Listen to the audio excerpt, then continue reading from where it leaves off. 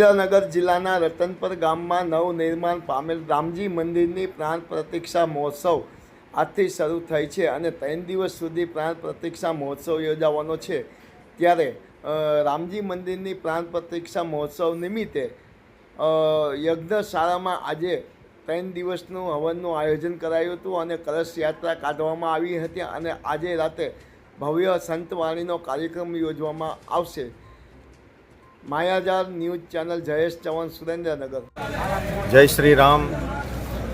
आज रोज रतनपरना आंगणे नवनिर्मित रामजी मंदिर की प्राण प्रतिष्ठा महोत्सव की पूर्व संध्याए જ્યારે प्राण प्रतिष्ठा महोत्सव कार्यक्रम की शुभ शुरुआत थवा जई रही है त्यारे यज्ञशाळानी अंदर सोमनाथ यूनिवर्सिटी ऋषिकुमारों द्वारा आज आ तैयारीओ थवा जई रही है।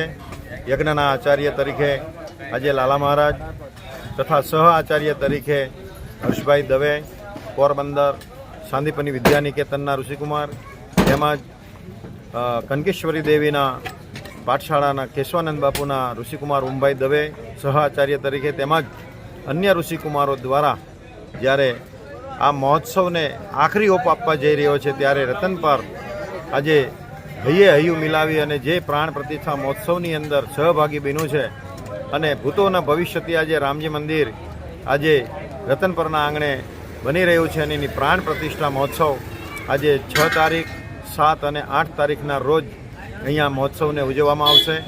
નામી અનામી સંતો મહંતો લીમડીથી મોટા મંદિરથી પૂજ્ય બાપુ આવવાના, સાયલાથી પૂજ્ય દુર્ગાદાસજી બાપુ પણ પધારવાના, અન્ય સંતો महंतो જ્યારે પધારવાના છે ત્યારે આ રતનપરના આંગણે સુંદર મજાનો પ્રતિષ્ઠા મહોત્સવ આજે ધામધૂમથી આપણે ઉજવી રહ્યા છીએ।